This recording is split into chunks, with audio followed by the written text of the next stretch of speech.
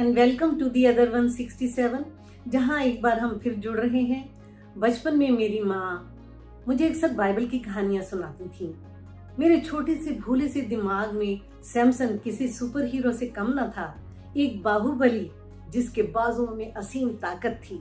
पर धीरे धीरे समझ आया कि ये ताकत और उससे जुड़े कारनामे परमेश्वर के एक पर्पस और उसके प्लान को पूरा करने के लिए दिए गए थे।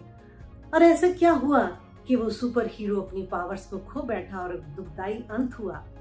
इसके बारे में हम कुछ बातचीत पार्ट 1 में कर चुके हैं, आशा है आपने देख लिया होगा। आज हम आगे बढ़ते हैं एक अहम मुद्दे पर बात करने, और वो है सैमसन का पर्पस इन लाइफ। सैमसन को अपने पर्पस और उससे जुड़ी हुई शर्तों के बारे में अच्छी तरह मालूम था। उसने डिलाइला को अपनी ताकत का राज बताते हुए कहा, न्यायों या जजेस उसका 16 अध्याय 17 वर्ष में, मेरे सिर पर उस्तरा कभी नहीं फिरा है, क्योंकि मैं माँ के पेट ही से परमेश्वर का नाजिर हूँ। यदि मैं मुंडा जाऊं तो मेरा बल इतना घट जाएगा कि मैं आम आदमी की तरह हो जाऊंगा। डिलाइला वही फिलिस्तीनी लड़की थी जिससे सैमसन को अब प्यार हो गया था। उसे अपनी ताकत का राज हरगिज उसे नहीं बताना चाहिए था, पर वो आग से खेल रहा था, ये जानते हुए कि फिलिस्तीनी उसको लगातार डिलाइला के जरिए पकड़ना चाहते थे। वो ओवर कॉन्फिडेंस में इसे खिलवाड़ समझ रहा था। वो केयरलेस और इमोरल बिहेवियर करने का आदी हो गया था। पर इस बार उसने परमेश्वर के अहद को, उसके शर्त को, उसके प्रॉमिस को तोड़ा। पल भर के आनंद के लिए एक बड़े डिवाइन पर्पस को ताक पर रख दिया और यूं परमेश्वर को बेहद निराश किया, नाराज किया। और जैसा लिखा है न्यायों 16 अध्याय 20 वर्ष में, उसे पता भी नहीं चला, परमेश्वर उसे छोड़कर चला गया और उसके साथ साथ उसकी सुपर पावर्स। फिलिस्तीनी उस पर गिद्धों की तरह झपटे, उसे जंजीरों में बांधकर आंखें फोड़ डाली।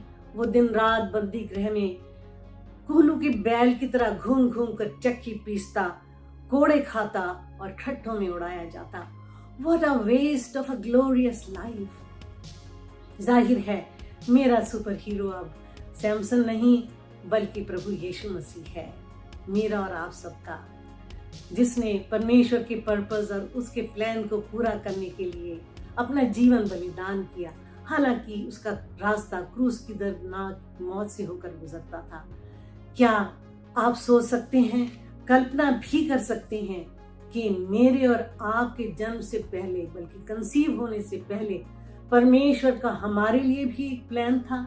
देखिए वो क्या कहता है यिर्मयाह को, Jeremiah chapter 1 5th verse, before I formed you in the womb I knew you. गर्भ में रचने से पहले ही मैंने तुझ पर चित्त लगाया और उत्पन्न होने से पहले मैंने तेरा अभिषेक किया। How awesome. We are blessed and planned by God for his divine purpose. इसलिए पल भर के लिए रुकें और सोचें कि कहीं हम अपनी चॉइसेस से, डिसीजन से परमेश्वर को निराश तो नहीं कर रहे। हम अपने डिवाइन पर्पस से भटक तो नहीं रहे सैमसन की तरह, अपने रोजाना के जीवन में जरूरत से ज्यादा तो नहीं उलझ रहे। रास्ता कठिन है और सिर्फ यीशु पर ही नजरें टिकाए रखें, क्योंकि वही एक रास्ता है और उस पर देखने से साथ साथ रास्ता साफ नजर आने लग जाता है। सैमसन ने अपनी बेबसी में आखिरी मौका परमेश्वर से मांगा, और जब परमेश्वर ने उसे आखिरी मौका दिया तो हम कौन हैं जो ना दें। इसलिए एक बार फिर मिलना पड़ेगा कहानी के अगले मोड़ पर। इस बीच इस मैसेज को हर एक के साथ बांटिए, क्योंकि हम सब भटकते हैं, लेकिन वापस आने का एक रास्ता भी है।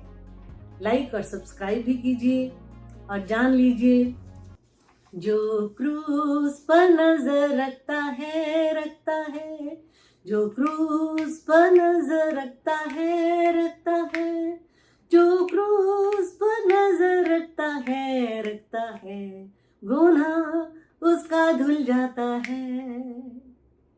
आमीन एंड गॉड ब्लेस यू।